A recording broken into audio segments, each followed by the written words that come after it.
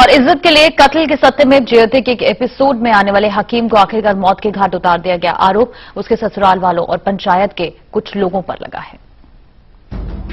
बुलंदशहर की महविश आज खुद को कोस रही है कि आखिर वो अपनों के बीच क्यों लौटी। उनके परिजनों ने उनके पति की हत्या कर दी और अब महविश और उनकी मासूम बेटी को जान से मारने की धमकी मिल रही है। 2 साल पहले हमने कोर्ट मैरिज कर लिया था और हम कोर्ट मैरिज हमारा अलीगढ़ में हुआ। हम कुछ दिन वहाँ रहे, फिर मेरठ चले गए और 1-1.5 साल से फिर हम दिल्ली में रहने लगे। उसके बाद में कुछ बात शांति सी लगी तो हम यहाँ के रहने लगे। यही हत्या की वजह है कि हमने 2 साल पहले जो कोर्ट मैरिज कर लिया था।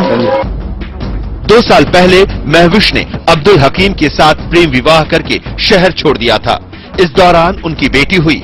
इतना वक्त बीत जाने के बाद इस इत्मीनान के साथ कि अब परिजनों का दिल पसीज गया होगा, दोनों 3 महीने पहले बुलंदशहर वापस आ गए। शादी करने के बाद दोनों ने हाईकोर्ट और दिल्ली की लव कमांडो सेल में सुरक्षा की अर्जी भी लगाई थी।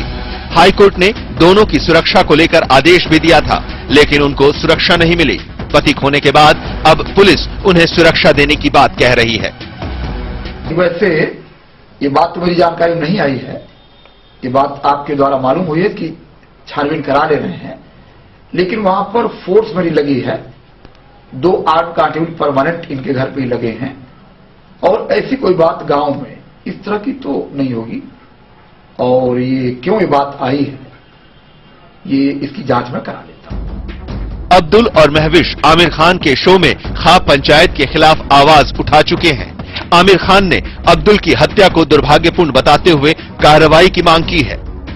एक जज्बाती तौर पे हमें बहुत धक्का लगा जब हमने सुना इस बारे में, और अब्दुल के बारे में बहुत ही गलत हुआ है। अब्दुल के साथ, महविश के साथ बहुत ही गलत हुआ है और मुझे बड़ी चिंता है कि इस वक्त महविश जो है वो सुरक्षित है नहीं है।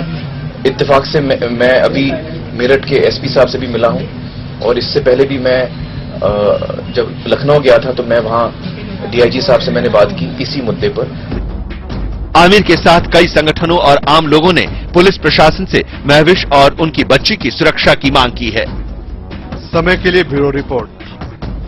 और समय संवाददाता ब्रजेश चौधरी ने महविश से खास बातचीत की। समाज की एक कुरीति एक परिवार को कितना बर्बाद कर सकती है, इसका उदाहरण है महविश। आज हमारे साथ महविश है, उनके साथ क्या हुआ और आज वो किस स्थिति में है, उनसे ही बात करते हैं। महविश, आपको इसके साथ क्या घटना हुई? मेरे साथ ये घटना हुई कि मेरे पति को मार दिया और मुझे पुलिस प्रोटेक्शन मिलने के बाद भी मेरे पति को मार दिया। क्यों मारा है? इसके पीछे क्या वजह थी? हम घर से जब निकले थे 29 अक्टूबर को तो पंचायत हुई थी। पंचायत में ये फरमान सुनाया कि इन लोगों को देखते ही गोली मार दो और मस्जिद में भी ऐलान करा गया और 50,000 का इनाम भी रख दिया, क्योंकि इनाम इसलिए रख दिया क्योंकि जल्दी से जल्दी ये लोग पकड़े जाए और मारे जाए। इन लोगों ने ऐसा क्यों करा?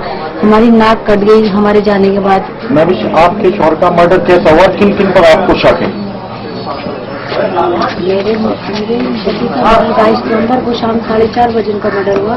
तो जो आदिप है जो मेरे मेके वाले हैं, चाचा है वो मुकुंद बेचा और एक दादा है उसका पोता सरवर है और एक असलम है।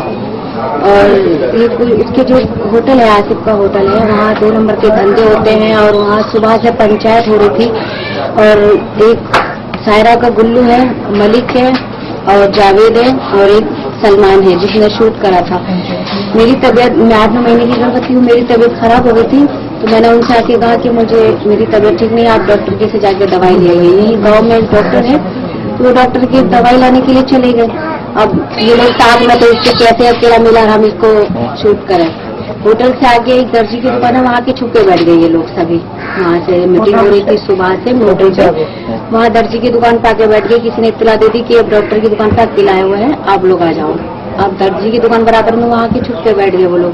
जैसे मेरे पति ने पहला कदम नीचे रखा, उन लोगों को पीछे से जकड़ लिया और मलिक है उनसे टांगों पे चिपट गया। 3-4 पीछे से चिपट गई है जो है मलिक, ये गुल्लू और जो सलमान नाम का है उसने शूट करा जी। और जब वहाँ शोर मचा के ऐसे किसी का खून हो गया है, हम सब लोग भागे।